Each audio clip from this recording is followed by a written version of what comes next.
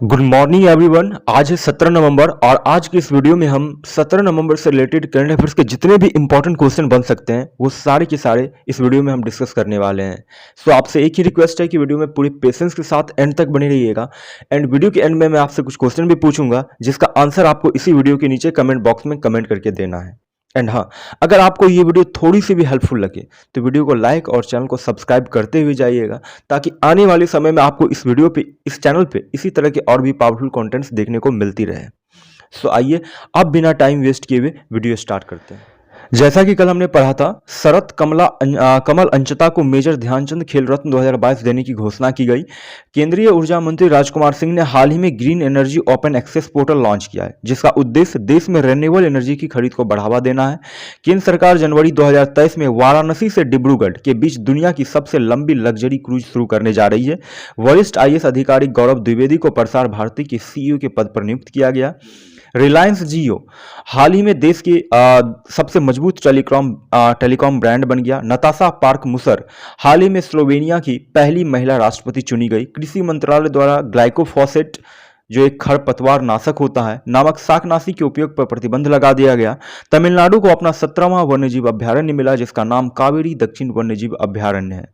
प्रधानमंत्री मोदी द्वारा बेंगलोर में स्टैच्यू ऑफ प्रॉस्पेरिटी श्रीनाथ प्रभु कैंपेगौड़ा की 108 फीट ऊंची कांस्य प्रतिमा का अनावरण किया गया। अब बात करते हैं आज के कुछ इंपॉर्टेंट क्वेश्चन की। पहला क्वेश्चन है 2022 आईसीसी टी20 वर्ल्ड कप की मोस्ट वैल्यूड टीम में किन भारतीय प्लेयर्स को शामिल किया गया है। तो याद रखना, विराट कोहली और सूर्य कुमार यादव को आईसीसी टी20 वर्ल्ड कप 2022 की मोस्ट वैल्यूड टीम में शामिल किया गया है। बात करेंगे नेक्स्ट क्वेश्चन की। नेक्स्ट क्वेश्चन है किस राज्य सरकार ने गानों में हथियारों के प्रदर्शन पर पूरी तरह से रोक लगा दी है। तो पंजाब। आपने देखा भी होगा कि पंजाबी जितने भी सॉन्ग्स होते हैं उसमें जो भी एक्टर्स होते हैं वो अक्सर हथियारों का प्रदर्शन करते हैं अपने गानों में। तो पंजाब सरकार ने अभी इस पर प्रतिबंध लगा दिया गया। अब बात हो रही है पंजाब की, तो आप इससे रिलेटेड कुछ इंपॉर्टेंट चीज़ें देख लेते हैं। देखो, पंजाब जो है अमृतसर की राजधानी है। वर्तमान मुख्यमंत्री है भगवंत मान। वर्तमान उप मुख्यमंत्री की बात की जाए तो सुखबीर सिंह बादल हैं पंजाब के। प्रथम मुख्यमंत्री वहाँ के थे गोपीचंद भार्गव। प्रमुख लोक नृत्य है वहाँ की भांगड़ा, झूमर, लुड्डी, जूली, धूमल। पंजाब की ये प्रमुख लोक नृत्य हैं। प्रमुख नदियों की बात की जाए तो झेलम, चिनाब, रावी, व्यास, सतलज ये यहाँ की प्रमुख नदियाँ हैं। और देखो, जनसंख्या की दृष्टि से देखा जाए तो सबसे बड़ा जिला लुधियाना है और सबसे छोटा जिला बरनाला है। विधानसभा सीट की बात की जाए पंजाब की तो 117 है। और देखो, पंजाब को भारत का एक ऐसा राज्य है पंजाब जिसको रोटी की टोकरी के नाम से भी जाना जाता है। और गुरु नानक देव विश्वविद्यालय, गुरु नानक देव यूनिवर्सिटी अमृतसर के पंजाब में ही स्थित है जिसका स्थापना 24 नवंबर 1969 को हुई थी। ठीक है, बात करेंगे नेक्स्ट क्वेश्चन की। नेक्स्ट क्वेश्चन है जनजातीय गौरव दिवस कब मनाया गया। तो याद रखना 16 नवंबर को जनजातीय गौरव दिवस मनाया जाता है।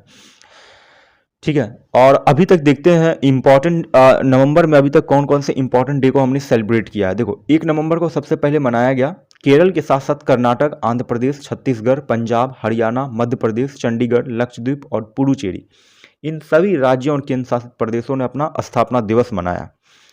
1 नवंबर 1956 को केरल को बनाया गया था और केरल को गॉड्स ऑन कंट्री भी कहा जाता है, इसे आप ध्यान रखना। 2 नवंबर को international day to immunity for crime against journalist मनाया गया। 3 नवंबर को राजा राजचोल की जयंती मनाई गई। 1 से 5 नवंबर के बीच राष्ट्रीय जल सप्ताह दिवस मनाया गया। 31 अक्टूबर से 6 नवंबर के बीच केंद्रीय सतर्कता जागरूकता सप्ताह मनाया गया। देखो, जितने भी इंपॉर्टेंट डेज है वो उसको मैंने एक एक करके अपने प्रीवियस वीडियो में भी उस मंथ से रिलेटेड सारे को डिस्कस कर रखा है और हर एक वीडियो में मैं सारे इंपॉर्टेंट डेज को रखता ही रखता हूं क्योंकि आजकल अक्सर एग्जाम में पूछे जा रहे हैं तो उसके पॉइंट ऑफ व्यू से इसे रखना ज़रूरी होता है, ज़रूरी बनता है। इसलिए आप इसे ध्यान से देखिएगा और उसकी थीम क्या है, इंपॉर्टेंट डे की क्यों मनाया जाता है, उसके साथ मैं सारे इंपॉर्टेंट डे को डिस्कस कर रहा हूँ। सो आप वीडियो को पूरे एंड तक देखिएगा। देखो, 31 अक्टूबर से 6 नवंबर के बीच केंद्रीय सतर्कता जागरूकता सप्ताह मनाया गया जिसकी थीम 2022 की है corruption free India for a developed nation. 5 नवंबर को मनाया गया विश्व सुनामी जागरूकता सप्ताह दिवस जिसका उद्देश्य भविष्य में आने वाली सुनामी आपदाओं को लेकर पहले से ही लोगों में जागरूकता फैलाना है। 7 नवंबर को मनाया गया राष्ट्रीय कैंसर जागरूकता दिवस। ये लोगों को कैंसर के गंभीर खतरे के बारे में जागरूक करने के लिए मनाया जाता है। डॉक्टर हर्षवर्धन ने पहली बार सितंबर 2014 में राष्ट्रीय कैंसर जागरूकता दिवस की घोषणा की थी। और 7 नवंबर को शिशु सुरक्षा दिवस भी मनाया गया। बाल संरक्षण यानी बच्चों की हिंसा और शोषण आदि को लेकर लोगों में जागरूकता फैलाने के लिए मनाया जाता है। 8 नवंबर को मनाया गया विश्व रेडियोग्राफी दिवस। ठीक है, क्यों मनाया जाता है? तो इसका उद्देश्य रेडियोग्राफी, इमेजिंग और थेरेपी के बारे में जागरूकता बढ़ाना। और 1895 में विलियम रॉन्टजन ने पहली बार एक्सरे की खोज की थी। ठीक है, 9 नवंबर को मनाया गया राष्ट्रीय कानूनी सेवा दिवस और उत्तराखंड स्थापना दिवस। आप जैसा जानते हो उत्तराखंड की स्थापना 9 नवंबर 2000 में हुई थी और 1 जनवरी 2007 को उत्तरांचल से नाम बदलकर उत्तराखंड कर दिया गया था। फिर 10 नवंबर को मनाया गया विश्व विज्ञान दिवस मनाया गया।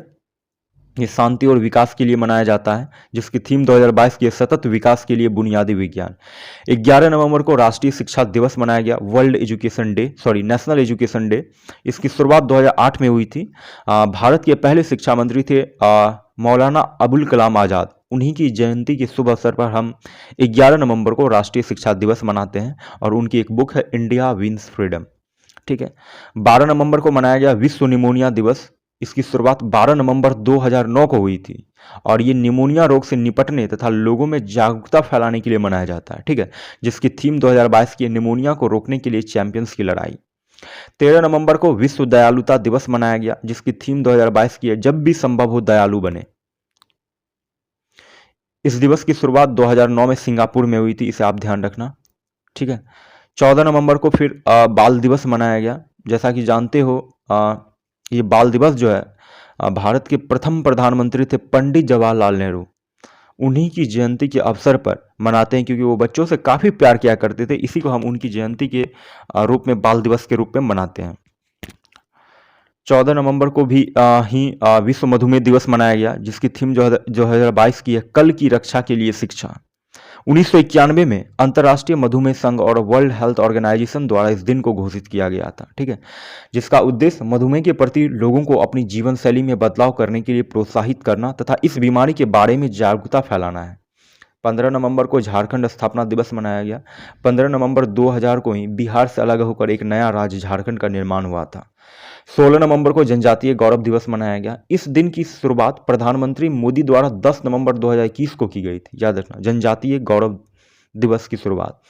और यह दिन स्वतंत्रता के 75 वर्ष पूरे होने के उपलक्ष्य में घोषित किया गया था, जिसका उद्देश्य आदिवासी स्वतंत्रता सेनानियों और उनके द्वारा किए गए कार्यों का स्मरण करना है।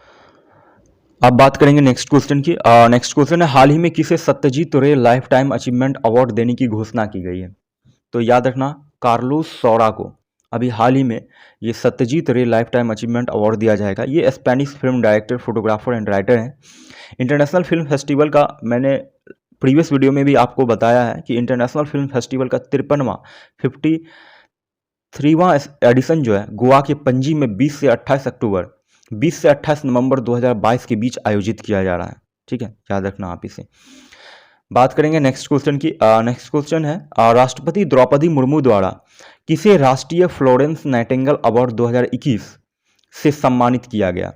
तो याद रखना, शशिकला पांडे और गंगा जोशी को अभी हाल ही में राष्ट्रीय फ्लोरेंस नाइटिंगेल अवार्ड 2021 दिया गया। ये उत्तराखंड की कुमाऊं से बिलोंग करती हैं। शशिकला पांडे और गंगा जोशी को नर्सिंग के प्रति असाधारण समर्पण के लिए ये अवार्ड दिया गया। बात करते हैं नेक्स्ट क्वेश्चन की।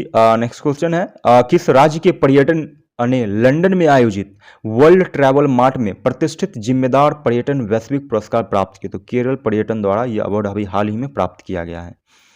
बात करते हैं नेक्स्ट क्वेश्चन की। नेक्स्ट क्वेश्चन है, हाल ही में स्लोवेनिया की पहली महिला राष्ट्रपति कौन चुनी गई है? तो याद रखना, नताशा पर्कमुसर स्लोवेनिया की पहली महिला राष्ट्रपति चुनी गई है।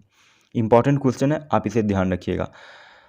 नेक्स्ट क्वेश्चन है, 14 नवंबर 2022 को भारत और किस देश के बीच युद्धाभ्यास 2022 शुरू हुआ? तो याद रखना, भारत और अमेरिका के बीच,